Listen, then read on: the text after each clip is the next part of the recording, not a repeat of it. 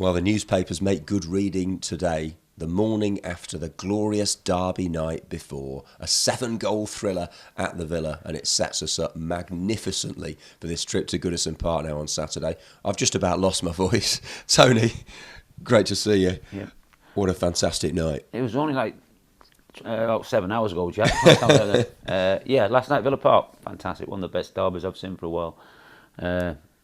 Unbelievable first 20 minutes. To see 4 goals in 20 minutes, I think it was something like 20 minutes, just fantastic, really. And some good goals as well, Jack, you know what I mean? The first one for Albion was a fantastic goal. I mean, he just set up a nicely great strike. Then obviously, Delph, own goal. Everybody thought, oh no, doom and gloom. But we did say, Jack, we saw this at the Hawthorns early on in the season.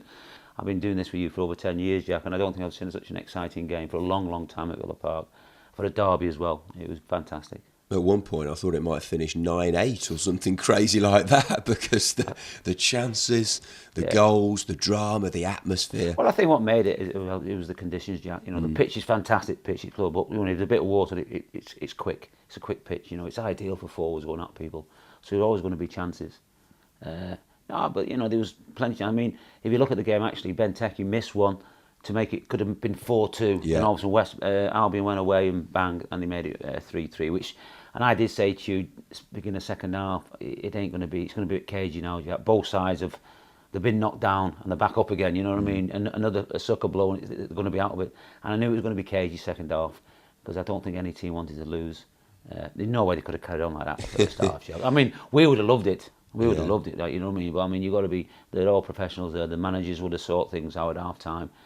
And as it happened, Villa we got the penalty. It was definitely a penalty. The fella sort of strangled him. You've seen that on the wrestling programs and people go around the neck. You just can't do that this day and age. And it's good to have the bragging rights in the pubs, the clubs, the offices of the area. You can't rest on your laurels though in football. Yeah. We've got to build on that now at Goodison Park. We got the Everton. Everton had a thrashing against Liverpool, which is going to hurt the pride. It's going to hurt the supporters. So they'll be itching to get back on the on the good books. And I got Villa on Saturday night. Villa on the last 2 games have come back on 2 good games. Should have beat Liverpool at Liverpool. And then they were the better team against West Brom. So once again, it's an intriguing game. Everton have got to get back to winning ways if they want any hope of trying to qualify for the Champions League. Villa are just trying to get as many points as possible to climb up that league.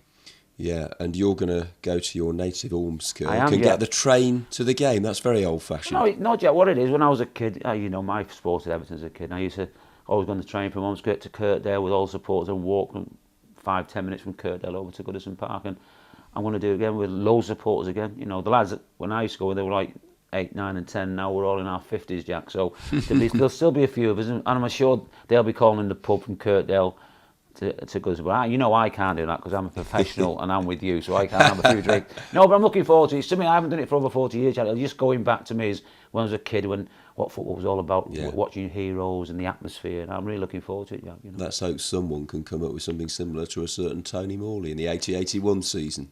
Goodison Park, goal of the campaign. You never know, Jack. It's there to be. I've always said to you that I scored better goals than that season, but it would just be on television. It was an important goal.